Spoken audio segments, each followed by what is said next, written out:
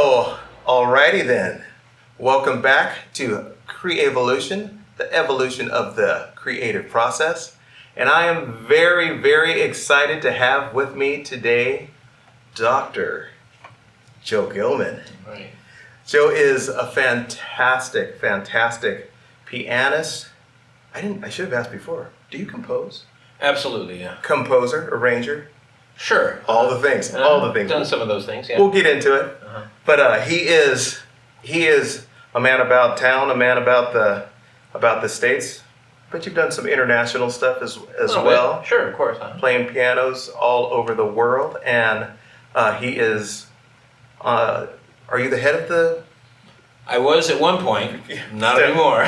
So, School of Music he is a professor at the School of Music at American River College, and also does some adjunct professorial work at Sac State and some private lessons. And I get back when there was such a thing as a gig, I got to be on the sound crew to get to hear him play. He's practically the house pianist at Sac Jazz Cooperative. So many of the artists that come through, and as well as being a featured artist himself at Sac Jazz. So I've seen you a bunch of times, particularly over the last, I guess, year and a half, couple years. And I'm just excited that you're willing to have a sit down with me and talk about the things. My pleasure. So really, the creation of this has been just out of me with a couple players. One of you know, Krista, who is. We were just talking about changes in one of my songs, and how would you, Krista asked you, Mark, our sax player, how would you solo over this particular passage? And so this kind of just turned into, I think our world is pretty interesting. I think, we like to get into each other's heads and talk about how we do the thing. Sure. So I'm just so glad to have you. Yeah, my pleasure. So just want to start with a little bit about Joe the man. So I know one good story that you have about I think your dad and grandson or son separated by a number of years, and how they reacted to some jazz. So if you'd be up for telling that. Let's see. I believe it's the story has to do with my father and my daughter. Daughter, okay. Yeah. Okay. And so growing up in the 70s, basically. So I was getting into jazz as a high school student, and it was a lot of moments of discovery and things like that. I mean, because learning how to play jazz is, it's a combination of lots of things. You've got to listen to a ton of recordings. You've got to be back there experimenting and learning your harmony and working on your technique and things like that. It's a lot of jamming and stuff like that. So I'd be in the back where the piano was. Eventually my parents said, we have to move the piano into a different room. Because, it was never where the TV was, but it was always right next to the room. And so they said, they appreciated practicing that I was doing, but they said, we got to put you in a different room. So I put back there, but I would be back there practicing. At that age, a lot of my exploratory stuff was just lots of playing a chord in my left hand and playing something in my right hand and just letting it go and feeling it, and trying to imitate things that I was hearing on recordings. And I just can't imagine what to a lay art person or a non-musician this experimentation would have sounded like, but probably sounded like a big bowl of spaghetti, I would imagine. And so at any rate, my dad was on his off time as a hobby, he was a touring cyclist. He would go on these very long bike rides, and he was riding his bike every day. And so he would come back from his bike rides, and I remember I was back there doing my spaghetti, and he just looks at me, and he's staring at me from the hallway in my room, and I didn't realize he was there, and I turn and look at him, and he just looks at me, and he goes, and just walks off. And it actually didn't faze me that much. I didn't feel like, wow, he's dissing me or cutting me or anything. But it was just kind of a funny thing, and that comes from like learning how to play like these Oscar Peterson and people that play a lot of notes Yeah. and stuff like that. So at any rate, now you fast forward about, I don't know how many years that would be, 40 years or 45 years or something like that, and I'm in the car with my daughter taking her to the her gymnastics practice, which typically the radio dial is on whatever the local pop music station is. It's an awful lot of, I can't think of all the names of all the folks that are on there, but it's the typical, that's what we're listening. And so I was getting ready for this Oscar Peterson concert, and I was like, I'm like, Lila, I'm sorry, but I have to listen to these recordings more because I'm trying to saturate myself with the style and getting inside of this person's head. So we put on this Oscar Peterson record, and we were listening to it, and just we're like halfway into the first tune, and she's like, so I was like, and she my dad always wanted to play the clarinet, but was never a musician. My daughter played the flute and the clarinet for a period in her early part of her life. She's now a young teenager. At any rate, it was just interesting to me that there was exactly the same visceral reaction to this jazzy stuff from people that had never even met, and so that's kind of what the story is. Gotcha. It's that, to a person who doesn't really listen and understand jazz, or isn't appreciate it, well, that just sounds like this. Now I can understand why it would sound like that. Oh, that's great. That's the story. I love that story. Yeah. So, did you say Lila? Her name is Lila. Yes. Lila. Uh-huh. So how many kids do you have? So I have 2 kids, and then I have a son also. His name's Andrew. He goes by Drew now. Good stuff. He's a little bit older. Uh-huh. Yeah. Very cool. Yeah. So Very fun cool. family. And then I'm married, and my wife is Thai. Oh, And, really? yeah, she's Thai, full Thai. So we met in Thailand, and then Oh, wow. yeah. And so our kids are nice mix and blend of we're Farang. I'm a white person is considered Farang. Okay. I'm technically Hispanic. But anyway, didn't know we're that. called Faronic. We're called Farang, and Uh-huh. she's Thai, and so we constantly have these dynamic conversations about that's a very Thai thing, and that's a very Farang thing, and the kids are always kind of in between, doing some Farang things and some Thai things and stuff. There you go. So it's a lot of fun. Yeah, my wife is white. I'm apparently supposedly black sometimes, and so our son is the mix of that, and we tend to take full advantage of our family dynamic in the most comedic of ways. Probably we shouldn't ever speak outside of the house. I agree. But Yes, there's definitely conversations we have at our home that are like, it's like not for prime time. hopefully every family is like that. Yeah, You have to have the ability to Yeah. speak freely to people that you love. Yeah. Well, great. So how long have you been married? 15 years now, I think. We got married twice. We got married once in Thailand first. We had an official Thai marriage, which I didn't understand a word of. We got married in July of 2005. It's a traditional Thai ceremony. I didn't understand a word of what was going on. And my wife at that point spoke very little English. Oh, wow. So I'm sitting there, and I'm in this house in the middle of Nakhon Si Thammarat, which is down in southern Thailand, and there's all these monks marching in, and there's all of this different kinds of plants and things that are being brought in, and and signs and things written in Thai. My name was Joseph. I could see my name was Joseph written there. It was written in So you got English. to understand some of the ceremony. My name. That was about it. And then there was these 6 monks that were lined up, and then I had to crouch down. I had to sit down in front of the monks, which it was very uncomfortable. Finally, someone came and told me that I could sit comfortably. And then I sat there and listened and not understanding a word of it. And then everybody got up and left. And I'm still sitting there, and then finally someone came up to me and said, "You can get up now, you're married." So I got up. Oh, that's great. And so, at any rate, we got married in an actual Thai ceremony, but it wasn't a legal ceremony. So when my wife finally got here, coming up almost 15 years ago, so that would be the middle of September 2005. So then we went and had an official legal ceremony here in the United States. So we have 2 wedding ceremonies that both of us forget. Fair enough. Yeah, that's kind of an interesting aspect of my wife. She has no clue when our anniversaries are. She can remember the exact minute that we met. Nice. And that's kind of her anniversary for us.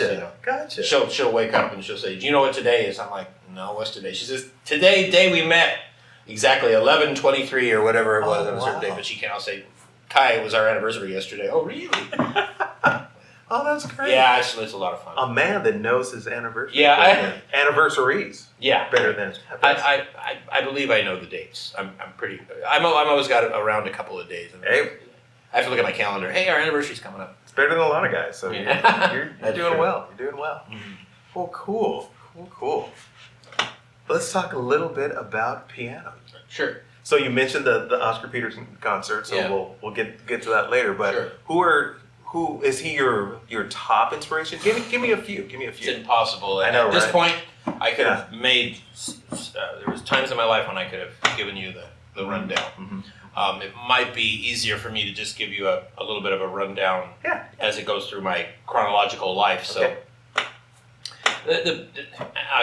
okay, so first maybe inspiration would have been like some of that Peanuts jazz kind of stuff, the Vince Guaraldi business. So that would have been late in elementary school. I started playing the piano when I was 7. I had a great Ukrainian teacher here in the Sacramento area, Yuri Olinik. And he allowed me to explore music outside of our typical classical piano repertoire. Mm-hmm. So some of the first of that would have been some of those Peanuts tunes, Linus and Lucy and that kind of stuff. Shortly after, on the heels of that, was my father brought home a Music -1 record, which I don't even know if people even know what that is anymore, but now they're kind of called Aebersolds. Mm-hmm. And what this was a record, and you would put it on, and you would play along with it. Mm-hmm. And so there was a pop piano for starters thing, and so my dad brought that, and I kind of started learning how to play with a rhythm section, sort of by playing with a record. Shortly after that, I got into ragtime music, so Scott Joplin. Yeah. Although, you can't, I guess on piano rolls you can hear Scott Joplin, but that was just that music, ragtime music, which started getting me, and it was a good precursor to learning how to play jazz because, first of all, the rhythms are syncopated. Second of all, your left hand is doing some of this, the precursor to stride kind of piano, and your right hand's doing, kind of some syncopated, linear kinds of things sometimes. But the first jazz pianist I really heard would have been right at the beginning of high school, and that was Dave Brubeck. And this was I heard there was a public television was broadcasting over 2 days this gigantic jazz festival, and I don't know exactly where it was happening. I think it was happening in multiple locations. And the Dave Brubeck Quartet was having a reunion concert that year, and so I got to hear for the first time Dave Brubeck, and I got to hear this tune, Take 5. Mm-hmm. And so that was, I don't know what it was about that. It was just very cool to me. I don't know what it was. I just couldn't put my finger on it, but I just had to go out and get that record. So I did. I went out and bought that record, and Dave Brubeck became sort of my first influence in my early teen years. I bought several Dave Brubeck records. I even remember going out to the music store and saying, this would have been Jack's House of Music, and it's been gone for quite a while. Right. Or did you ask what is a music store? Yeah. Or a store. What is a store these days? Yeah, well, so I went and asked the guy, I want to buy the music too, this. And he showed me the music, and I kind of looked at it, and I said, well, where's all the notes that Dave Brubeck plays? Uh-huh. And he says, well, you have to understand these jazz musicians, they're improvising this stuff. And I'm like, no, sorry, sir. You don't know what you're talking about. I know music. See, I was 14. I know music. And I know that this music has to be written down somewhere. Okay, so just know they're improvising that stuff. It was just boggled in my mind that someone could improvise this. All the music, all the stuff that the saxophone player's name, Paul Desmond, was playing and things like that were all improvised. It just blew my mind. So that's where I started to get interested in improvisation. So I started taking jazz lessons around that time. There was a great local jazz pianist named Jerry Murphy, and he played, and I just really wanted to play exactly like that. And so I started getting theory, jazz harmony lessons from him. Then I brought up this story before. I'm trying to figure out what in the world jazz to listen to. So I went to the Carmichael Library, and they had an entire jazz record collection of 3 records. One was Oscar Peterson, Another Day. One was Herbie Hancock VSOP, and another one was an Eddie Harris record, which I checked out all 3. And when I put on this Oscar Peterson record, it was like I couldn't. It was one of those. I didn't realize human beings could do this.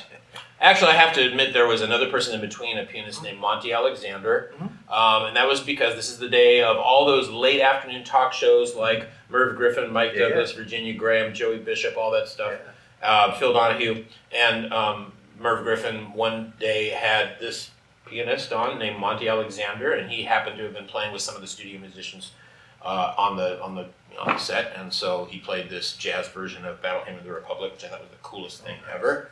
And so I started getting into Monty Alexander in between. Then I got this Oscar Peterson one, and then the Oscar. That was really quite a long period of influence with Oscar Peterson. But then around that time, my sister bought me this record, which was Jazz Piano Giants, which had like one cut by all these different pianists. It was great. Might have started with James B. Johnson or something, went all the way through Keith Jarrett. One cut from all these, and it was kind of, I was always listening for someone that was better than Oscar Peterson, but along the way, some things about different players, and then my mother got me a subscription to Downbeat magazine, and I started reading about it, and I started reading more on the back of album covers about the history. That's kind of where I was getting my history. So it didn't take long for me to start finding out about other people. And so then the number of people that I started to listen to and be influenced by started to come at a quicker and more regular basis. So probably among the next few would have been Chick Corea might have been next, Herbie Hancock might have been next. Then people like Wynton Kelly, Bill Evans, Red Garland, McCoy Tyner, so on and so forth. And there were definitely, and along that time, interestingly enough, what we might call fusion, but might more appropriately be called crossover jazz or backbeat jazz or something like that. I actually enjoyed that music too. I always felt somewhat self-conscious that I shouldn't be liking it because there's sort of this purist side of jazz musicians, and then there's sort of the more commercial side of jazz musicians. But I did like it. I loved Joe Sample, and I loved George Duke, and I loved some of that stuff. And some of these guys like Herbie were doing both sides. So anyway, there was that going on. But anyway, so early influences certainly would have been Dave Brubeck, Oscar Peterson, Herbie Hancock, Chick Corea. But gradually when you start studying the music and you start learning from people that know a more complete version of the history of the music, and you start investigating, people that you thought were just of secondary importance, or because they don't blow you over, like certain pianists just blow you over with their arrangements or their technique or their harmonic imagination or the number of records, whatever it is. And other ones are just sort of these, but then you find out that there's all kinds of important stuff sort of hovering below the more present surface of what more people know. So anyway, at a certain point, what you start to learn is, I like all these guys. If I want a guy for this kind of thing, I'm going to listen to this person. If I want a person for how to play up-tempo bebop, I'm going to listen to that person. I'm also going to play ballads, solo ballads, and I like different people for different things, but you grab different things from different people. And ultimately, that might be where your style comes from. At least that's what happened to me, but a lot of jazz musicians, they got their sound, they got what they like, they've heard of these people, but they develop their own sound just from their own personal explorations, and don't do that much of an intense study of so it's interesting how everybody comes to it from a different perspective. Yeah, very much so. Yeah. Yeah, I found that because I play, I don't consider myself a pianist. Yeah. I'm a auxiliary keyboard player. Sure. Because out of necessity, in our industry, right. The more you can do, the more you can do. So singing, playing, playing bass and keys. Yeah. I can almost work enough. But like you mentioned Joe Sample, I'm always been a huge fan of Herbie and Chick. Yeah. Because I coming up when I did. Yeah. And then one of my I think literally my two, oh, well, let me not forget George Duke and Bob James. Yeah, sure. But I think literally my two favorite keyboardists / pianists are Russell Ferrante from the Yellow Jackets and Ricky Peterson. Oh, yeah. And, but yeah, it's like anything with Russell, Ricky. Yeah. I mean, there's, you always have the groups of, if you see them on something, you go get it. Oh, yeah. Nice. So they're the top of my list of my pianists. Yeah. There's interesting things that happen when you're getting into something. There was a period where I wouldn't go out and buy, right, kind of what you're saying. I would go and buy a record by someone I had never heard of before because X person was the pianist. There was also a period what I went through where I had no interest in anybody's solos. I just wanted to hear how the pianist comped. Yeah, yeah. And there are certain jazz pianists who are known for their incredible accompanying ability, at least within the mainstream jazz tradition. Some of those names would be Wynton Kelly and Tommy Flanagan and Barry Harris and Cedar Walton and so on and so forth. Because I kept playing with musicians. I'd be playing a little bit in my younger years now, my developmental early 20s. And I'd be playing and the horn players would be like, yeah, cool, man. You know, go listen to more Cedar. I'm like, why would I do that, you know? When I can listen to Herbie Hancock and these guys. He says, yeah, because Cedar's got a whole different angle and he knows how to accompany, he knows how to comp. He's when I'm playing this, what I'm hearing back here is Cedar. Or I'm hearing, you know, Tommy Flanagan. You know, so I did these secondary names that I would have never considered. Kept coming up because that's a good model of how to be a good role player in a rhythm section. So go listen to those guys. So that's where when I'm playing, I sort of have different modes or gears that I might be in while I'm playing. One of them is you're now in accompanimental mode, so don't play hot, juicy jazz licks while someone else is playing a solo. You know, just accompany and respond appropriately. And then when it's my time to solo, then now it's jazz piano trio, so now you can draw on different influences, you know, that kind of thing. Ultimately, to do it all like yourself, which is a whole other challenge. It's a deep thing because, you know, I like my band forces me to solo. It's like I try not to introduce a lot of Marcus Miller stuff because it's like you're not getting Marcus out of me. You're getting me, and like every once in a while I'll play something I like as a soloist. Once in a great while. But that whole thing of okay, this, you know, what's the vibe for the song? Yeah. What kind of, like, is this a Marcus accompaniment line? Is this you know, is it, you know, just as a bass player, my favorite non-known for soloing guys, my favorite comping guy, Neil Steubenhaus. Oh wow, that's amazing. Because he's the guy that I call the king of the perfect nothing. Like, because back in the day, I'd be listening. It's like, okay, who's on bass on this? He's not playing anything at all, and it's perfect. Neil Steubenhaus most of the time. And so, is Nathan East in there at all? Oh yeah. Oh gosh. But he's more of a higher profile guy than Neil Steubenhaus. Yeah, he because I long before I heard of Steubenhaus, I've been hearing about Nathan. I actually got to do a show with Jeff, opening for Nathan East. You mean with that group? What was the group? They had foreplay or something like that. Was it that group or was it? No, it was him solo. Oh, a couple years ago. Yeah, it was like we're getting paid to go listen to Nathan. Yeah. This is a good day. Yeah. But yeah, talking about the inspirations, the inspiration as far as comping, as far as soloing, and then as a pianist. Well, before I press that, are you strictly pianist, or do you jump on the other keyboards at all? I used to do more multi-keyboard work, being in more electronic jazz groups. Henry Robinette's group, I had a ton of keyboards that I played and would bring those out to the gigs. I was in country bands, one particular country band growing up at one point.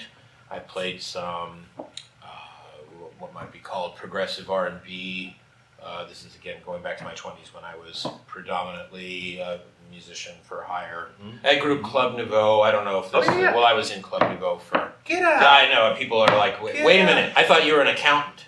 I can't put accountant with Club Nouveau. It just doesn't. But local, well, not so local, but Roger Smith got me into the band, and went on. I think I did 2 tours with them. Nice. It was around their 3rd album, so it was way after the. They had the super big hits kind of earlier in their career in the, I want to say the mid. Like Lean on Me? Lean on Me, right.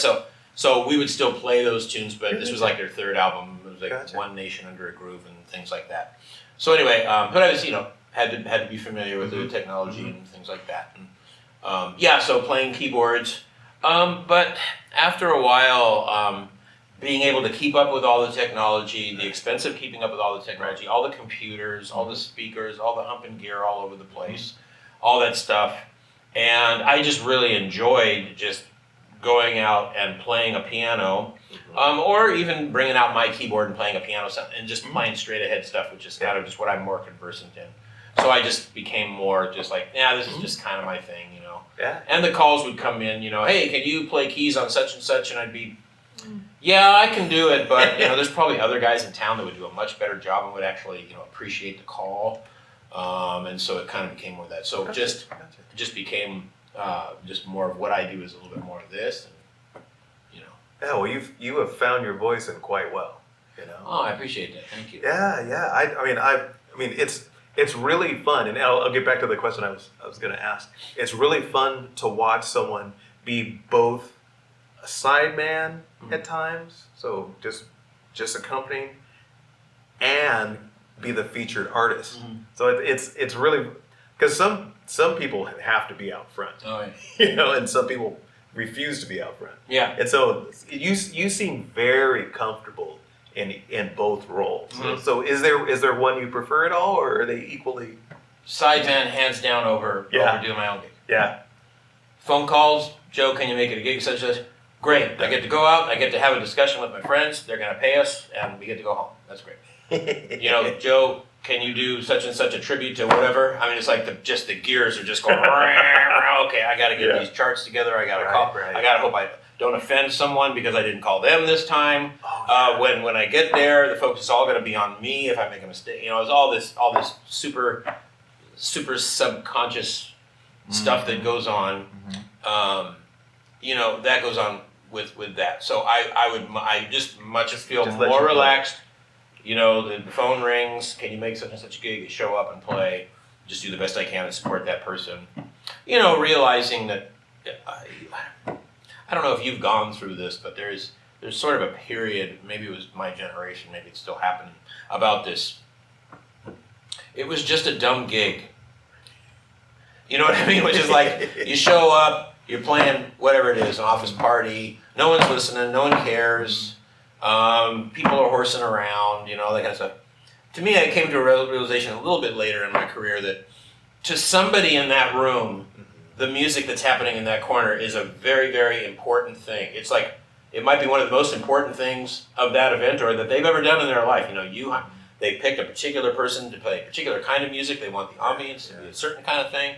They don't want the musicians. They want the musicians to take it serious and be respectful and that kind of stuff. And so I take every single gig like that now. There's no such thing as a dumb gig for me anymore. I mean, I'll show up and even if I feel like it's no one's listening and I'm just chatting with my friends, but show up and be professional and do the job and get out of there and be nice. And so that's just kind of how I approach a lot. But I'm happy to do my own things every once in a while. I enjoy it. Fortunately, they happen infrequently enough that when I do play, it seems to draw enough of a crowd to make everybody happy. So the guys in the band are like, whoa, check this out, man. There's a couple hundred people here, And the people that hired me are like, this is great. We got a good crowd, and all this kind of stuff. But if I were to do it more, I think if I did it, and I went through this when I was younger too, like trying to get as many gigs as I can all the time. Turns out you kind of overexpose, and the next thing you know, every time you're like, well, I don't have to get him this week because I'll see him at the gig next Thursday. But now I only do these kind of things a couple times a year, I mean, Gotcha. now I'm going back to the quote-unquote normal times. Right. But, infrequently enough that, people feel like, oh, he doesn't do this a lot. I'm going to go out and catch it. And it's not just, and there's always something attached to it. Like it would be the Oscar Peterson thing, or it would be a Bill Evans thing, or a Dave Brubeck thing, or it would be something. It's some kind of an event. It's not just a gig. Yeah. And I felt over the years it was important. If I go out to play, it has to be some kind of, a thematic of some kind of nature that can hook an audience in, whatever that theme may be. So that kind of grew over the last couple of decades with me. Gotcha. So what was it like? I remember you talking a little bit. I don't remember if it was before the show or during the show about the process of transcribing and getting asked to do the Oscar Peterson thing, and what, if you don't mind going back into that a little bit, what that was like. Okay, so there's this Facebook thing where someone will challenge you to put the album covers of the 10 most influential recordings or whatever, and you're not supposed to say anything, but virtually everybody puts it up there and says, now going back to why exactly this was and so I ended up putting little things. But anyway, this Oscar Peterson record, Another Day, was, I forget where it was like the 4th or something like that. And so the promoter of Sacramento Jazz Cooperative, Carol and Swayze, shortly after that post says, I want you to do a concert of this album for SJC. And, I guess at that point, yeah, that's a cool idea. That sounds cool. It sounds like fun. I'm going to have to transcribe these things, but not a big deal. And I was going to remind myself of all those arrangements.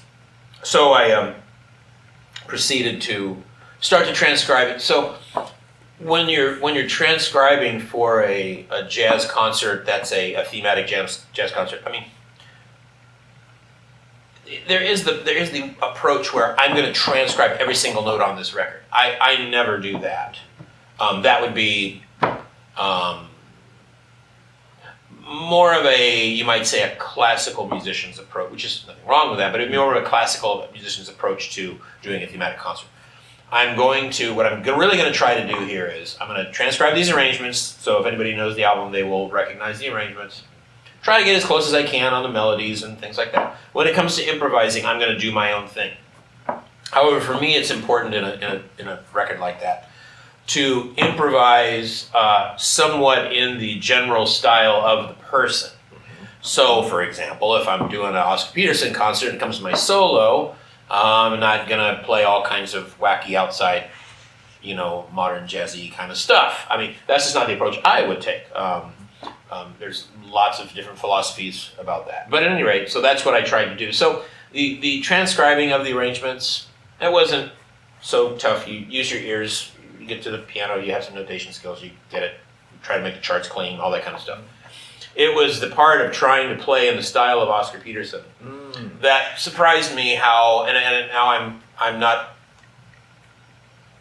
I'm not ready to retire yet, but I've been doing this for quite a while.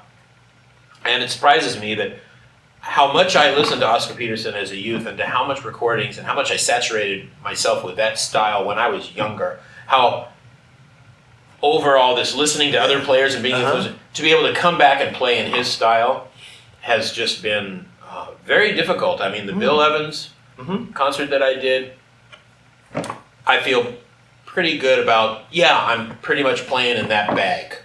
The Dave Brubeck one, I can pretty much play in that bag. If I did Herbie, I could. I'm not saying I can sound exactly. I'm just saying I can play in that bag pretty well. If it was a bebop one, I could do. But Oscar has just got his own individual language that very few pianists have really ever. You hear people that say, "Oh yeah, you sound like Oscar." There's a handful of them, and I think it has to do with the fact that he's about the age of the beboppers, so he's born in the mid-20s. But he was more influenced by some of the stride players like Art Tatum and, I don't know, maybe Duke Ellington and some of those guys, as well as Nat King Cole. So he comes strongly out of this swing tradition, but he plays all this bebop-y kind of stuff. So the language that he's playing in, it would be, he's Canadian, so it would be like someone who speaks jazz with an Australian accent or something like that, you know. Yeah. Doesn't use the same lingo, doesn't use the same devices. It's just like he doesn't use the same colloquial devices that a typical English-speaking person would use. He uses his own totally devised, language. And I've never, whenever I go for something, that you know, and it's like, nope, he would never play that, you know.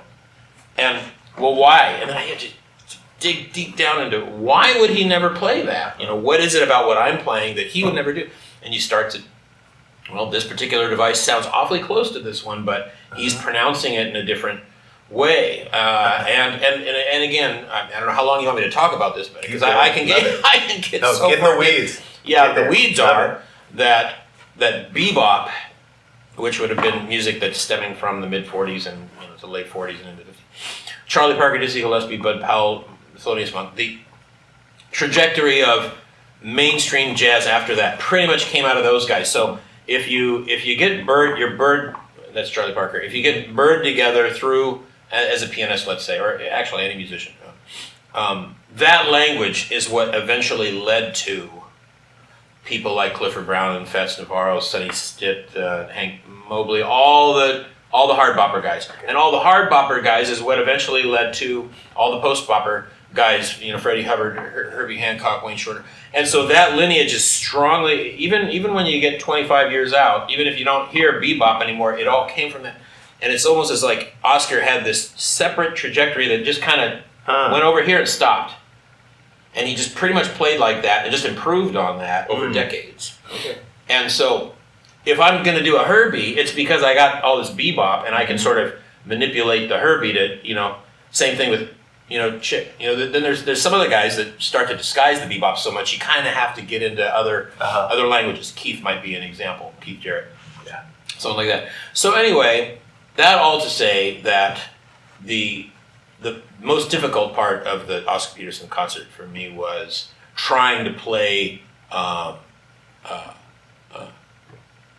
confidently. That's not the word. Convincingly in that style.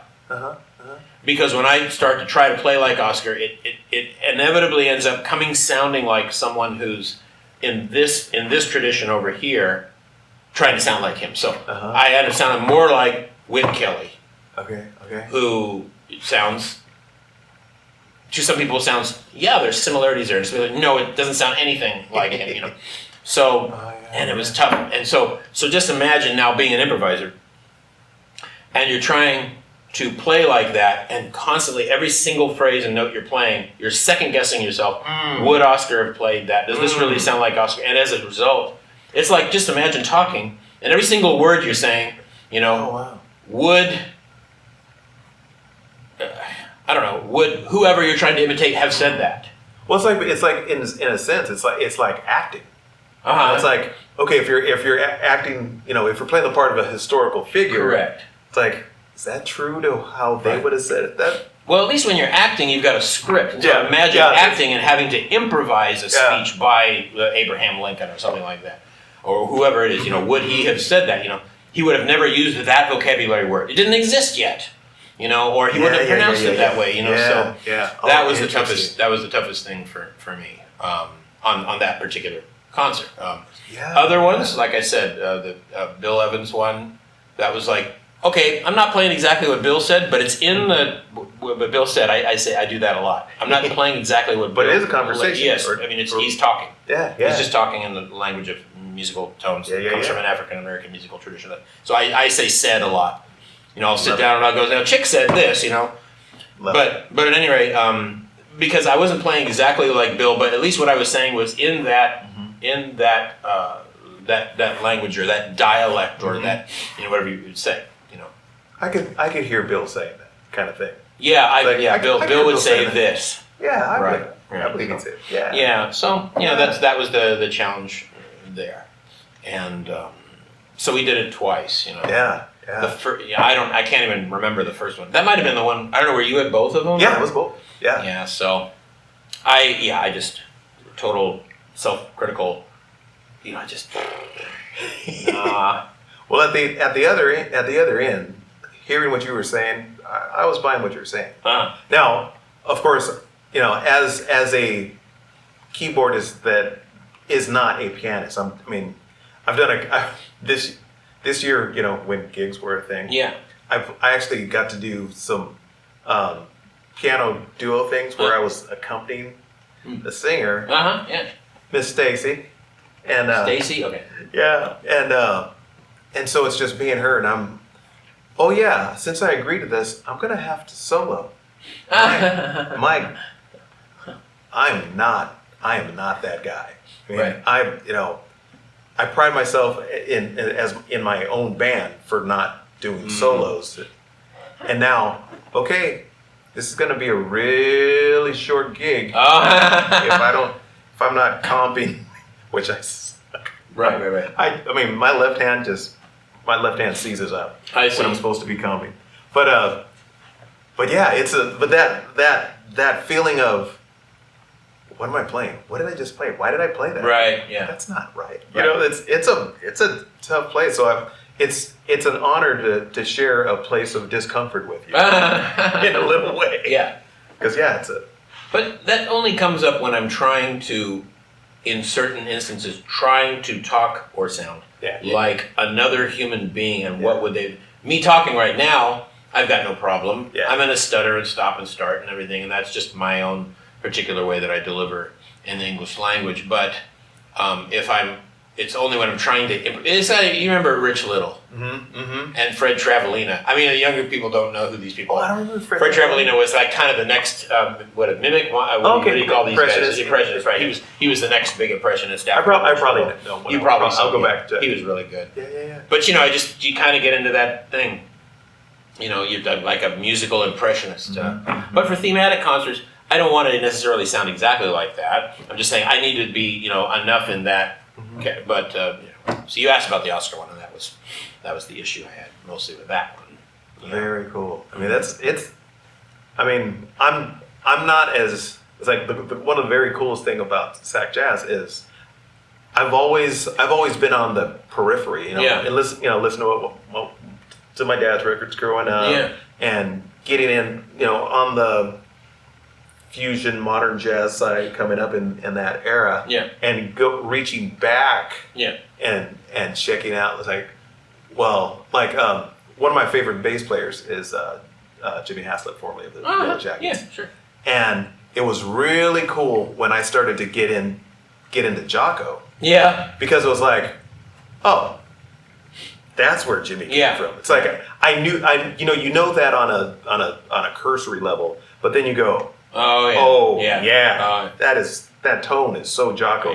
Phrasing he's so going to that Jocko place. Yeah. Then you listen to Jocko, and then it's a little tougher to figure out where that came from. Although you hear James Jamerson and people like that in there, but he had. There are folks that are like, when this person showed up. Now, any person that comes after that has to deal with that. And this is what people would say, or I've heard a great friend of mine, Andrew Spade, who teaches at San Francisco State. He's an unbelievably great alto saxophonist. And he pointed it out, like with Charlie Parker. That's Bird. Once Bird happened, you had no choice. You had to now deal with that. Once Ornette happened, you could say you like it or you don't like it, but now you have to deal with that. You just have to deal. Yeah. When Art Tatum happened for pianists, you had to deal. Most went running the opposite direction and said, "Well, I'm just going to put that on a pedestal and say that's like the greatest thing that ever happened." But I still have some worth as a human being and can provide a little bit of something. I can do something that's also kind of nice. You know what I'm saying? This happens throughout history. Beethoven for some people, there's all kinds of. Stevie Wonder, whoever. Yeah, as a vocalist, Stevie. It's like really. Well, there's a bunch of levels where Stevie. What about Luther? I had heard of Luther for a long time. I love Luther. Yeah. Love Luther. So here's an interesting thing for me. I was listening to a good deal of George Benson. And a good deal of George Duke. Oh. So I love George Benson's voice.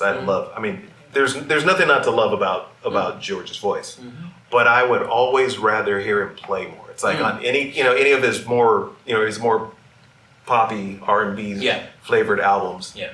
It's like, no, let him, George, just play your guitar, Yeah.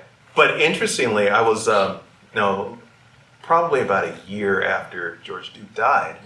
I just happened to be on YouTube checking stuff out, and it was I was like, oh, here's this this great vocal tune of his, and as much as I love his playing, I think I love George Duke's singing as much as me as a singer. It's like either one is equally satisfying to me. For each of the parts of my personality as a musician. Yeah. Whereas George Benson, I love his voice as a singer, but it doesn't quite have that same hit for me as hearing him just go. Right. Which it was really interesting to me when I noticed that fact. Yeah. So I have a George Duke story. So growing up, I listened to a bit of George Duke. There was some of his album. Reach For It was one. There was one called Dookie Stick, and all this stuff. But I never knew he was really singing on there. He would sing, but it was more of a conversational kind of singing. But anyway, years later, so Wayman Tisdale, so who played bass, and so I got to know him a little bit through these, being in the band, backing up these. Kind of a Sacramento, it's called Stars Under the Stars. They were fundraisers for Children's Receiving Home, and and they got Wayman to come in and play bass and stuff, and then they got sort of some local celebrities, might have been TV personalities, politicians, something like that too. So I got to know Wayman a little bit, and so I was playing keyboards and stuff like that. So he called me once, and he had his own albums going out, and he called me once. He says, "We got this gig at the fair. I want you. Can you play keys in my band?" This, of course, is back when I was still playing keys. We were in the early '90s or something like that. And yeah, great. And he said, and George Duke, we're gonna play. And then there was George Duke, we're gonna also be the band for George Duke. And then there was another band, and it was one of these hip hop groups from the late '80s, early '90s. Oh, Troop. really. Do you remember that? Oh, Troop, yeah. right. So Troop's gonna come out. This is what I was doing in my late 20s. Spread my wings. Yeah. So Troop was going to come out, and they were going to do something, but they sang and played the tracks, so we didn't have to learn their music. But we're going to do Wayman's music, and then George Duke's going to come out. So we had these rehearsals, and Wayman would get musicians from all over the place. So I was like one of the only local. I don't think Roger Smith was in that particular. He might have been, but there was like the guy who was the drummer for Patti LaBelle was in the band, and different people were in it. And so we had to learn this. All these George sent us all the tunes he wants us to learn. Here's, of course, there's no charts. So here's the CD or whatever. I don't think MP3s existed at that point. Here's the CD, or here's a tape, or whatever it was. So I learned, and George Duke's music, I mean, there might be some of it that's, one chord funky jams, but man, this guy has some harmonic knowledge that's definitely on parallel with Herbie and all those guys. I mean, he could put together some really cool. So I'm listening to this one track, and it's sort of a mid-tempo backbeat sort of. You might call it a ballad, but it's not really a ballad. But it's got chords going all over the place. I'm listening to this thing and transcribing. Of course, the bass player is just, I got my part. He's just, but I'm like, I got to figure out the qualities of all these dang polychords and stuff. And I'm like checking all this out, trying. Unfortunately, it was like an 8-measure chorus that kept happening over and over again. But I'm trying to really get these, voicings down and all this stuff. So I did the best I could. I figured, what the heck. So we get into the band. I mean, there's literally like 10 people in the band. I'm like the second keyboard player way up there in the corner. George is, we had no rehearsal. Wait, you know what? We had a sound check with him. That's all we had. So he came, and he said, okay, let's play. And I can't remember what the name of the tune was. Let's play such and such. He says, count it off. We start playing it, and I'm back there, way back up in the corner. And George has got his he's got his back to me because he's way up there. He's playing some kind of Moog or something like that. He's talking, singing, playing a Moog or whatever, doing solos. Vocoder or whatever he was doing. Man, I'm telling you, we got to the 7th chord of that thing, and he goes, stop! And he says, what was that chord? Oh, You know what I'm saying? Like, so that's what I'm saying. The level of this guy, he's like, he was literally 25 feet away from me, and we get to one chord, and I'm like, I don't know if this is right, but I think this is what I heard. You know, and so I knew that he was. I said, man, I'm sorry. Is it E minor? Is it E minor 11, or is it E minor, or is it, you know, whatever? Is it B minor over E or whatever? And he like just, it's this, you know. Is it okay? All right, so I'm hearing B minor over E. Sorry, I'll get it. You know.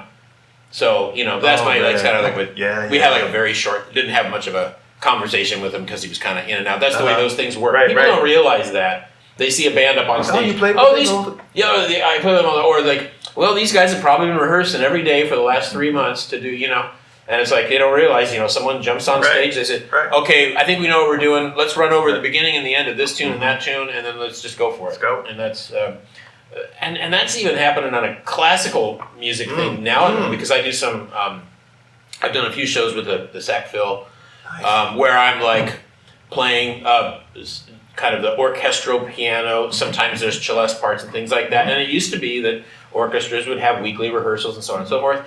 Now it is, there's a Saturday night, Sunday matinee, Sunday night, or maybe just two shows. You know, rehearsal Friday afternoon, rehearsal Sunday morning. Excuse me, rehearsal Friday afternoon, rehearsal Saturday morning. That's all you get.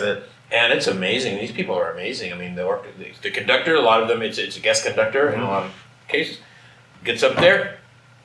People have been sent the music in advance. You got to be responsible. You got to know what you're doing. You start it, and you know, you get 2 or 3 run-throughs at the tops, and then, you know, it's a concert. And you know what? Growing up, I was like, oh, this is the Sacramento. They probably get together every night from 7 to 10, and they practice, and they get this. You know, this is not the real world. Well, who knows what the real world is right now? But I'm going back. But back when there was a real world to reference. Yeah, and that's what it was. Yeah. You get a couple of rehearsals, and then you do a show, and that's the way it goes. Yeah. So. Yeah, very cool. Well, going back to those voicings. Yeah. So, again, huge Yellow Jackets, Russell Ferrante fan, and I'm a huge Christmas fan. Okay. And so I was had a Christmas show I was going to do, and I wanted to do their version of Have Yourself a Merry Little Christmas. This is Yellow Jackets? Okay. And so the you know, it's one of those intros that he does. It's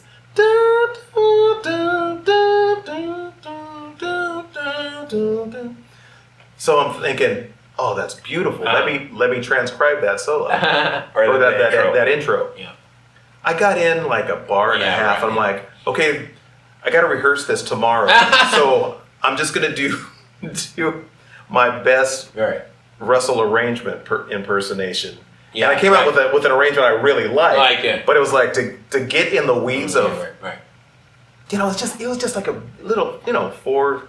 I think it was actually a 6-part phrase because it's you know, just one of those odd phrasings. But it was like, it's so gorgeous, and it just sounds like he's just a da, da, da. It's like you try to get those inner voicings. It's like, okay, well, we'll do our best impersonation of Russell and go with try to speak Russell.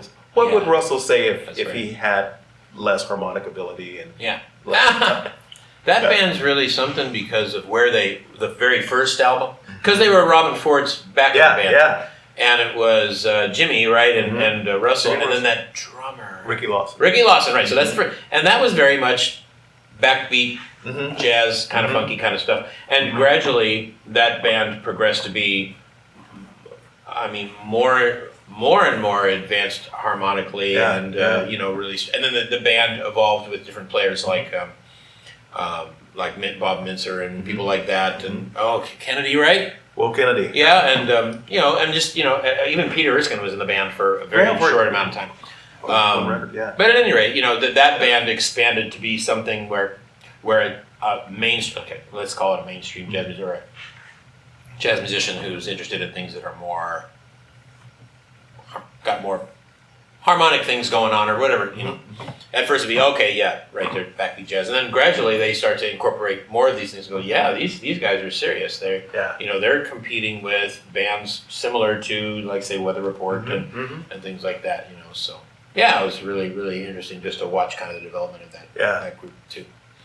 Yeah, that's been, I mean, they've been my favorite jazz band Since probably since learned about them in college, like my freshman year of college. It's my first introduction to them. Yeah. Speaking of favorites, who are some of your favorite people to play with? So I think it's just okay, so the first thing that comes to my mind is playing with my friends. Yeah. So I just feel like if I have it, and my friends would also be people that we share some kind of common musical likes and dislikes, or musical history, either personally or in the kinds of music that we listen to and that kind of thing. So I would say that's probably the first thing. I also appreciate musicians who challenge me to grow in some way. So playing some challenging music that's different for me and makes me kind of investigate different things. So I like that. I guess, and I kind of hesitate to call specific names. I mean, some of the, I guess, highlights for me over time have been the time I spent with Henry Robinette. That's sort of where I learned a lot about music. Actually, he and a couple of the other musicians in that band, I was in my early 20s when I joined that group. And I was just a hardcore straight ahead jazz musician. And I'd have these long discussions with these guys in this band why I should listen to Steely Dan. And this is like the most bizarre thing to me in the world. Why would anybody listen to that? You know what I'm saying? And then listen to just different pop. Listen to Michael McDonald. Or I would just listen to different. You got to listen to more Stevie. You got to listen to more Luther or whatever. You got to this isn't going to help me swing, or it's not going to help me play changes better. It's all this silly stuff that you think about when you're with me when I was younger. At any rate, then I started listening to this stuff, and I start, they're right. There's some stuff going on here that I was never exposed to because of what you get in a maybe a college situation, which is not bad. I'm studying a particular kind of music, and that's what they're giving to me, and they're telling me this is great music, and it is. Just when you become a professional and you go, okay, well, you can play all that all you want, but then there's also the matter of you got to make your rent and so on and so forth. So listen to this stuff too, and maybe the phone will ring a little bit more. So exposing, and also some other things like Henry in particular was really into Steve Reich and Philip Glass and stuff like that. I started listening to that more. Anyway, so that group. Playing in front of a live audience on a regular basis to an appreciative audience, learning a lot about different kinds of music, being able to try to figure out a way to connect all these things. How can you take Steve Reich and African? Well, that wouldn't be hard. How can you take minimalism and R&B and put it together, or in jazz? So that was great. So that was a highlight for me. Maybe another part was going to Africa with Steve Homan. Twice. Oh, wow. So we went as a duo the first time, and as a trio the second time with a great vocalist named Joyce Diamond. Nice. And so we went to 5 countries in Africa in '98. We went to 7 countries in Africa in 2000, and learned a lot about myself and the world and the perceptions of the United States in different parts of the world and stuff like that, and learned how to be in a band with only 2 or 3 musicians and make as much music as you could. Probably my 10 years with Bobby Hutcherson was also an unbelievable experience. Was that out on the road? Well, you have to remember that I've been a professor at American River College and other places since the early 90s, so anything I'm doing is happening in the cracks of my academic. Gotcha. And in the case of a community college, generally they want you there. So you don't get the opportunity to, like in the conservatory or something like that, hey, I've got to go perform my works. I'm going to be out of campus, out of school for the next 3 weeks. So here's my stuff. You don't generally do that at a community college. A community college is more like, this is your professor, he will be here for you, so on and so forth. But fortunately, I got to do all the Bobby stuff in the cracks, like summer vacations, or I remember so one time, it was like I felt like I was dipping out of class too much. I felt like I was, okay, I've got to take this day off. There was one particular one where it was a gig in San Diego, and the gig was a Thursday, Friday, Saturday night. And so, I had classes ending at 2:50, and the gig was in San Diego. This is Sacramento. The gig was in San Diego. Sound check at 6. So I met.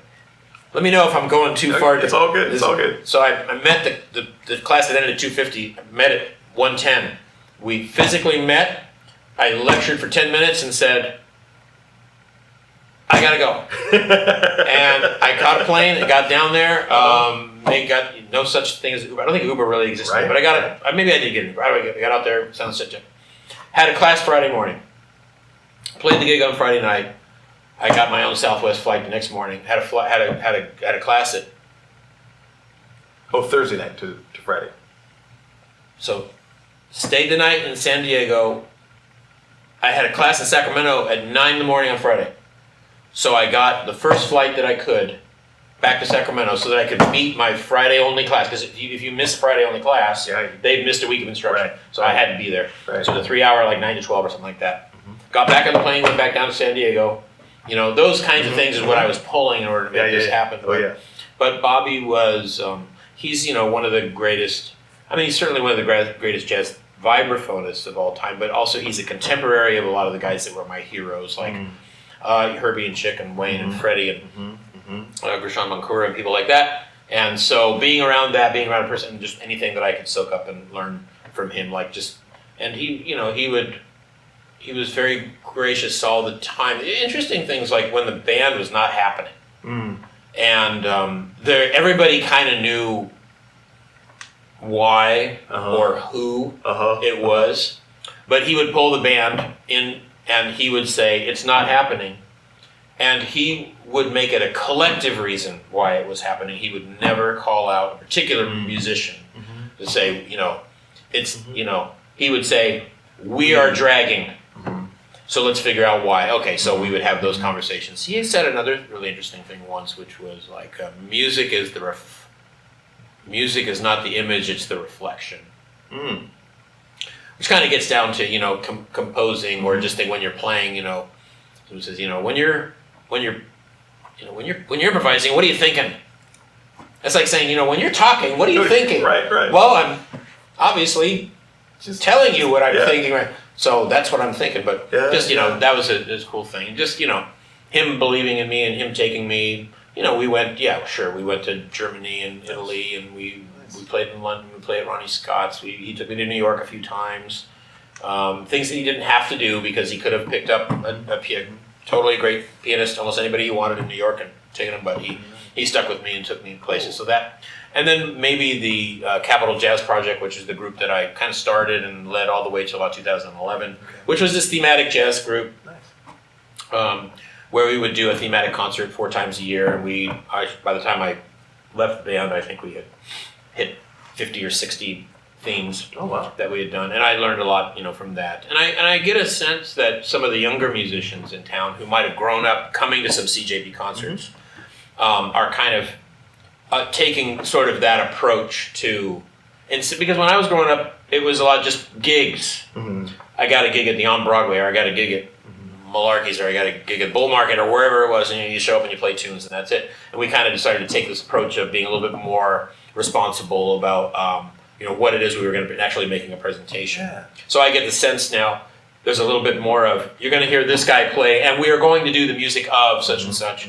And some of that may have come out through the presentations that we made at CJP, might have had some kind of, lasting impression on some of the younger groups. So anyway, those are some of my feelings about who I like to play with, or what have been some highlights for me.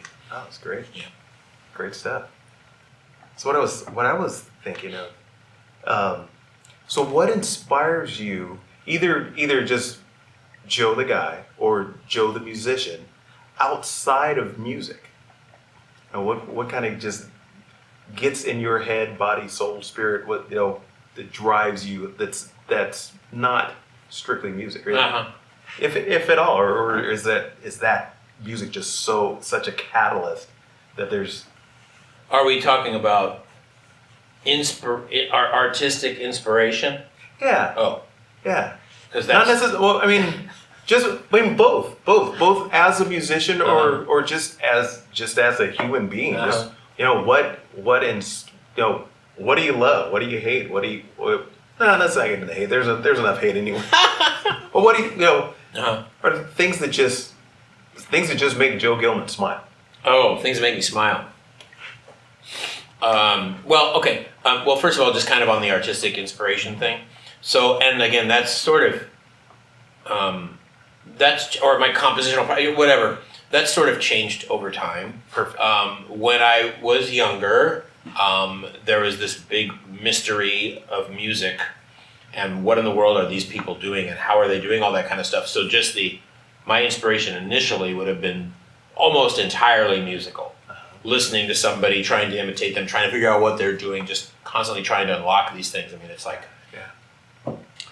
morning to night, constantly thinking about it, dreaming it, everything, just, So that happens for a while. Then after several decades of this, finally you start to sort of get the hang of it. Oh yeah, I kind of know what that is, and so you kind of get the general idea. And so then you start looking for other things that would motivate you or inspire you outside of music. Because a lot of musicians just keep looking to music. Oh, I found this new Turkish thing, or there's this new alternative metal band, or there's this piece by Edward Elgar, or whatever, it's all music. So I did that too. I mean, trying to listen to as many different types of music as I could. For me, visual arts, in particular, painters, which might have started maybe with some of the, well, let's just say Picasso and Cubism and stuff like that. Maybe some of the Impressionists, Renoir, Monet, Manet, people like that. Some of that stuff I found particularly, I liked it. It was more about why are they painting that way, or what process are they using to paint that way. So eventually I got interested in American painters from the 20th century. So Jackson Pollock, some of the more modernist type of painters. I had more names and things like that in my mind, Edward Hopper and stuff like that. And so I've written some pieces that were based on painters, or paintings in particular. The idea being I was going to try to write a piece that used exactly the same process that the painter used to paint the painting to compose. So with someone like Pollock, for example, that's a very interesting compositional process because you're splattering basically, right? So there was a piece by, I want to say Nolan Davis, was that who it was? But anyway, there was a Target. I think that might have been a different guy. His name is getting right now, but Rothko was another big guy. But a Target, there's like these different colors, and then trying to figure out a way. Okay, well then maybe I could have one musician play, this circle, and another musician play melody that's this one, and so forth, and see how they interact with each other. So, so things like that, just trying to find another way to come up with a composition, and how that might, I did that. That was in the early '90s. I did another set. I've done it twice more. One was a set of jet. That was a classical piece. That was an 8-piece group, I think. That was called synesthetic fantasy, which is basically, what synesthesia is, the idea that you hear, you see red and you feel hot, whatever. So the idea was, okay, I'm looking at this painting and I'm hearing music. Another group was some painting, jazz-oriented pieces that I wrote in the 2008, 2009. And that was American painters. Again, where I just took the ideas that's within the painting and tried to write a piece that used the ideas. So I even incorporated some. Who was the Saturday Evening Post? Norman Rockwell. There was a few others where some of them were actually trying to use the techniques. Some of them were just like one of them was called the name of the Rockwell was called Gossip, and in Gossip there's all these heads that are talking to a head talking to a head. The other head turns around and talks to the next head, so on and so forth. So the piece revolved around starting with a small motive, and then that person takes that motive, but then they interpret it differently, and so the piece kind of evolves from a small motive and gradually turns into an entirely other piece. It's kind of like that telephone game that people play. Yeah. And so at the end of the, or in the middle of the piece, it's this entirely other wild thing that evolves. So things like that. Very cool. There was a piece. I don't think I did. Maybe I did do a Georgia O'Keeffe, and it was just a nice painting, and I just created a story in my mind that would have happened at, it was a Cibola church, a story in my mind of what would have happened in a church on a particular day, and then I created a piece of music that was a musical representation of a story that happened in the church that day. So, those are kinds of approaches to composing that dig entirely outside of musical influences, whatever. The third one I did was all sketches of MC Escher. And are you familiar with this guy? The bell's ringing, but I can't bring it in. Everybody knows MC Escher, but they just don't know that they know him. Yeah. So this is the guy that, if you ever see that, they're always sketches. I don't think he did any painting. I think he did some wood cuts or whatever. But it's like, if you see those never-ending stairs, where there's like a snail going up and up, and there's another one's going down and down.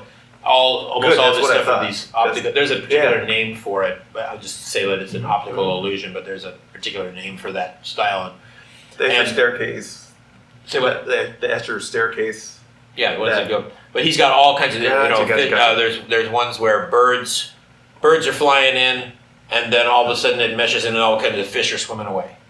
All these fish are coming up from the bottom of the ocean or whatever, and then they get to sea level and they all turn into birds and they fly away. So it's all that kind of stuff. So I did entire albums with this stuff. That was difficult because I had to figure out how can I start with a particular musical idea and have it be one thing, and then gradually it turns into the opposite thing. Yeah. So, but those are some, I would say, so probably visual arts has been the most primary. I did a whole set of Rockwell at one point. Nice. Anyway, so those are some things that inspire. Other than that, just I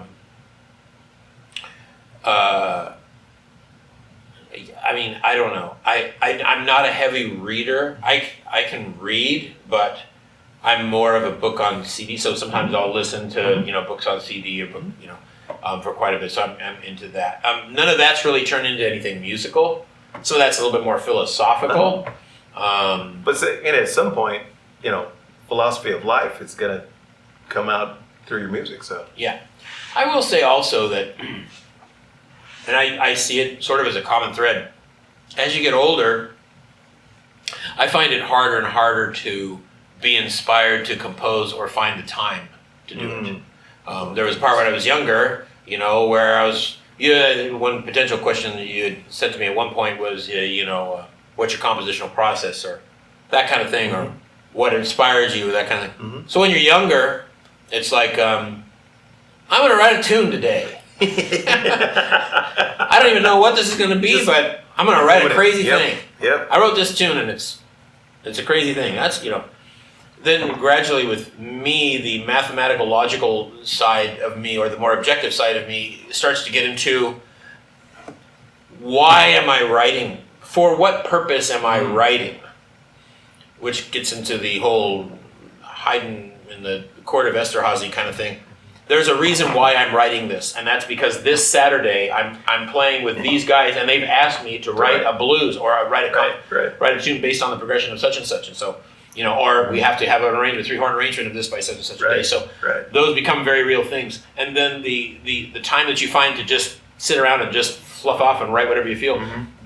When family and adult obligations start to enter into your life, those precious moments go away. They get robbed, which is fine. It's a trade-off. Yeah, it is. Life is basically trade-offs. Right. So anyway, but I found that over time, trying to come up with something entirely different or entirely new or whatever, finding it more difficult. I find it more difficult to be creative in that way, or to find the motivation to be creative. And I've seen this with many. I've seen some. Let's take Keith Jarrett for example, who wrote volumes and volumes and volumes of music up to a certain point. Then all of a sudden it's like he's just not writing that much anymore. And he's been interviewed. Why don't you write it? He just says, I'm just not feeling it. There's some exceptions. Chick just keeps on writing and writing. Wayne just keeps on writing and writing. Thomas Sowell is 90 and his most recent book just came out. I'm like, well, maybe when I retire I'll find the time to do that. But so at any rate, so I guess those are some of my thoughts about that.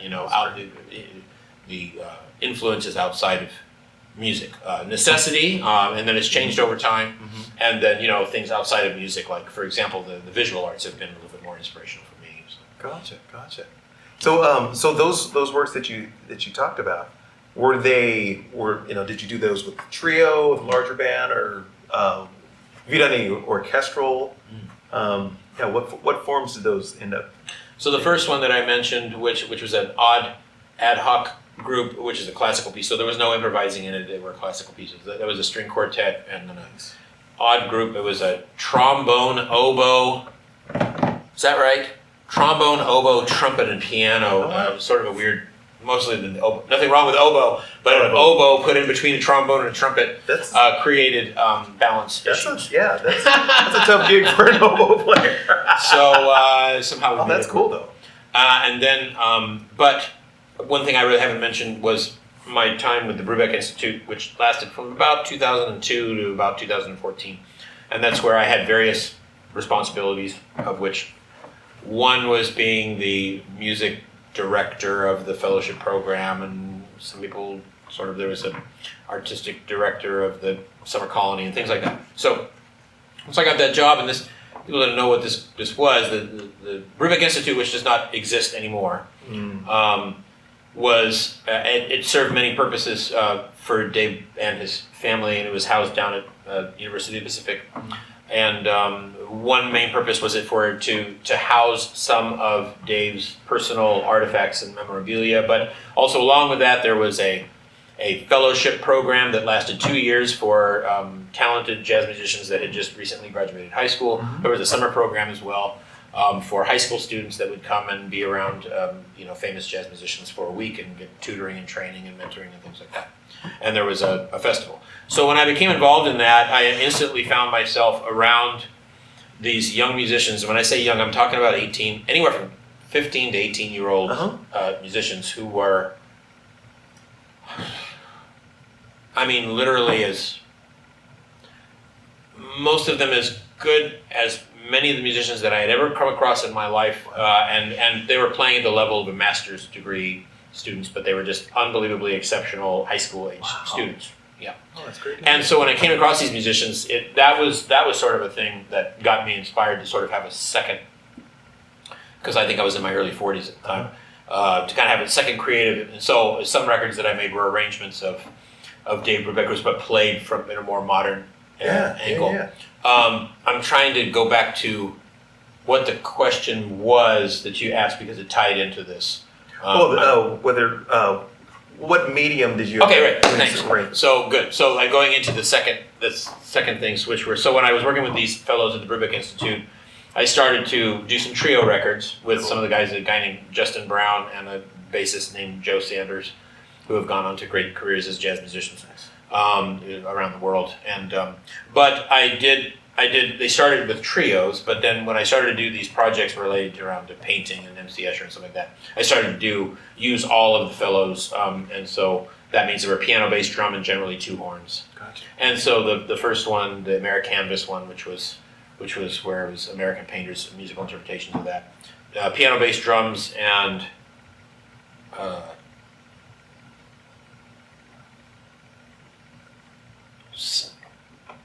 I want to say two saxophones, but yeah, that's correct. Piano, bass, drums, and two saxophones. And then the MC Escher one was piano, bass, drums, trumpet, and tenor. And so, yeah, that's those creative things were revolved around using those very talented and creative musicians. And I also turned it into a pedagogical thing too, which, as I said, to people. I think first I said, if you want to write something for this project, please do. Yeah, I think in the second one I said, everybody will write something related to this topic, and it will get recorded. And in the case of those, there was, in most cases, it was their first actual, I don't know if it was a professional recording, but CD release that was released for sale to the general public that could be downloaded and would get radio airplay. So it was their first, being that they were 18, 19-year-old, they're getting that experience as well. Cool. Yeah, so. Oh, excellent. Yeah. Excellent. So that's what those were written for. You said, have I done any orchestral writing? I've done a very little bit of it, mostly arranging. Like when Capital Jazz Project happened, we might have a theme like Charlie Parker with strings, or Duke Ellington with strings, or Bird. Well, I already said that. So anything related to or Latin music with strings or whatever. Then I might have to write some simple orchestral arrangements, which for me it basically meant writing for strings. I don't know that I've written a full-on orchestral piece before. I've written some concert band music. You do these things, you experiment, you find, there's things I like about it, things that I'm not particularly good at. Yeah, it was a nice thing to delve into. Don't know if it's anything I want to keep diving into. I've written some big band charts, things like that. But anyway, so it's all part of the process of, okay, what is my voice as a creative person? Yeah. Okay, I don't speak a whole lot of that. So finding your voice in the end as a player, as a composer, arranger, all the things. I love process. I mean, it's in the title of the podcast. Process is a good thing. And figuring that out. I love the way you talked about the mystery of music. Of delving into the mystery, and I think that's getting to that, getting through that mystery is how you find your voice. That's the process of finding who you are as a musician. So I dig it. Yeah, I mean, I think music is, I don't know if it's one of the, is it the most abstract art form? I mean, that's a good question, isn't it? Mm-hmm. Because there's nothing tangible about it, right? And when you look at a painting, supposedly you could just look at it and you'd say, okay, I can see that's a, that's David, or that is what that is. And you can make an aesthetic judgment based on how real it seems to be. I mean, I guess until you get to abstract expressionism and things like that. But with music, again, it's a totally non-tangible, almost entirely subjective expression of someone's feelings in frequencies. You know what I'm saying? Yeah. So when you talk about mystery, yeah. that's musicians are a whole other thing. We're a weird bunch. Boy, we think we're pretty normal. Even we think we're pretty weird. I've heard there was a period of probably a couple decades where someone told me I was weird at least once a week. Yeah. For that whole time. So it's like I have no illusions of normalcy. Yeah. And I'm good with it. Yeah. That's tough, yeah. So we are who we are. Yeah. But anyway, I think it's so the mystery part of it, so it's such an abstract art form, trying to actually, as you get into, I don't know how far you want to go down this. There's this Milton Babbitt. Milton Babbitt is a total serialist composer from Mississippi, of all places. So what that total serialism means, just real quickly, is, I don't know if I can do this quickly. So there's this thing called 12-tone music. It's where you take 12 notes and you put them in some order and you go backwards and forwards, and there's a matrix you can make out of it and all this kind of stuff. And that developed into this other thing called total serialism, where they were actually taking dynamics and putting them in orders and making matrix out of them, articulations and putting, that means shorts and longs and scoops and all this kind of stuff and putting them in order. So this is a highly mathematical process, and the durations of notes, but highly mathematical process. You listen to it, or if a layperson listens to it, it's just like, this is the most unbelievably random piece of whatever that I've ever heard in my life. I don't understand this at all, and why would anybody write this? And if I were just to take a box of rocks and dump them on the ground, it would sound exactly the same, right? So, but he wrote this article called, well, the name of the article was not Who Cares If You Listen, but for some reason that's become the title of this article. It was written for High Fidelity magazine at one point. And he comes at this really great point, which is, you get to these abstract jazz musicians and classical musicians, stuff like that, and really the audience is like just nobody. I mean, it's like those composers and their friends. Right. And why do you do this and this kind of stuff? And he kind of points out that music and politics are two of the only places where any particular person can just say, I didn't like it. Right? So you can go to a politician and you say, well, I don't like them. And that's totally cool. And music, you put on a piece of music, you play it, and you're like, no, I didn't like it. Because I am the expert. I am the expert in what I like and what I don't. Yeah. So he says, imagine going to a lecture on some kind of abstract astrophysical quantum mechanics, something or other that's meant for an audience of post-doctoral such and such, and you walk in and you listen to this guy talking, and you turn around to your neighbor and you go, I didn't like it. Well, of course you didn't like it. You had no clue what's going on. And so with abstract expressionism and with, in terms of arts or in terms of these total serialist composers, he's saying it's absolutely okay that we shouldn't be doing anything to try to get our music to reach a wider public. It doesn't. We are at the point where this music has evolved, in his case, to a point where we have left the audience behind, but that's okay. The music is still evolving in that way, and it needs to, because if you look at like the cover of the Beatles' Dr. Pepper, and you look at all those paintings, and oh God, there's some abstract. Who is it? There's a picture of some very modern classical composers that are back in there, and so when you listen to things like on Revolver, or things like Number 9. What is it? Number 9. Number 9. Yeah. All that kind of stuff. Yeah. And it's this really wild. Yeah. All that stuff is coming from Right. these really super ultra modern classical composers. So it is seeping its way into the public consciousness. Yeah. But if they had not been allowed to investigate that direction in music, then things like that would have never made it into the public consciousness. Right. Things like even like Pet Sounds. With the Beach Boys and stuff like that, they're using aspects of this. Some people can say it's drugs, which there's an aspect of that that's going on in there too. I mean, drugs were an influential part of some of that stuff that was going on.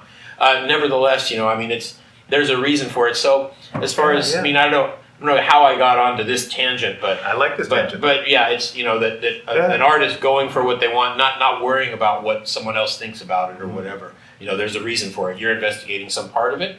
And whether or not someone likes it or not is really beyond what's important or not. I mean, not everybody has to be. If everybody was going for the most popular thing, and then what, what would we? There'd be lots of elements of music or the creative arts that we would never get to. The process is valid of itself. That's right. The process. And I think that's what it is. Yeah. We're talking about. In improvisation or in anything, really the process of becoming is really what it's all about, not so much the end result, because there really is no end result, right? You don't get there. No, you never get there. There's still more places to investigate it, or adventures to have it. Or you got there, and that's where you got on that day. Yeah. But you're still going other places, and that's where you got on that day. Yeah. Very, very, very cool. No, I love it. And one thing in particular I noticed that that you are a teacher. Uh-huh. You know, that it comes out that, okay, let me and very quickly just lay out just a little bit of groundwork. Uh-huh. So I don't have to edit after the fact. Go Google it afterwards. Yeah. So it's like I love it because that helps the process. You're right, right. It lets hopefully someone will watch. Yeah. But that enables them to get, okay, so he's talking about this abstract music, Right. but he's actually building some of the foundations of music. So I have some jumping on point. Right. So I notice and really appreciate that. Yeah, sure. I like that's kind of maybe part which interests me about music. Let's say is the connecting of all the dots. Yeah. From any one type of music to any other, and also all the stories. That why in the world did this person ever write this piece of music? You know, Right. How did we get here? What's the story? The story of how we got there is almost more entertaining than the piece of music itself. Again, back to that Milton Babbitt thing. We got to a point there where the process, what went on behind the creation of this piece is really as important, if not more important, than the way the piece of music sounds itself. Yeah. So the fact that you're listening to this thing and it sounds like a box of rocks being dumped on the ground and it doesn't sound very good to you, the story of how we got there. Then when he says, well, the reason it sounds like this is because I took this story and I took this story, or I took this book and I went to the 14th word of this one and this one, or I took that melody and turned it upside down and backwards, and then I discarded the melody entirely. There's a story of how I came up with this. And when you do all this, here's what it sounds like. Yep. And it sounds like this. Oh, now I understand why, that's kind of cool. Actually, it would be more fun if you just said, here's all the things that are going behind. Wow, that's really cool. I wonder what that would sound like. Yeah. That was a great story. What does that sound like? What does that sound And then it sounds like this. Oh, that's what that sounds like. All right, fine. I don't like It it. doesn't sound too good, but still, the story about how you got there was really cool. Yeah. So. Oh, very, very cool indeed. Yeah. Well, I have one of those rarest of things these days. I have a gig. Excellent. So I have to cut us off, but will you please come back sometime? Yeah, sure. Because I mean, how often do you get to just talk about the stuff we do and how we got to where we are and all the things? So I've thoroughly enjoyed having you, and I'll be calling soon if you don't mind. I appreciate coming, and I also want to tell you how much I appreciate the support that you give. When I play Sacramento Jazz Co-op or whatever, and you're there early, and you're setting up, and you're helping all the musicians out, and you're easy to work with, and all that kind of stuff. You're a big support behind the scenes. We all appreciate you, Thank you. so much. And then you get on the piano and you start singing, and people know, no, this guy's no joke. He's actually a great musician, and you so wonderful to get to know you and have you there and read some of the things that you write in the public sphere. I love reading those things, as I've told you too. So just want to appreciate you bringing me down and having this little chat. Love it. Alrighty, well, this has been Creavolution, the evolution of the creative process with Joe Gilman. Thank you so much. We'll see you soon. All right.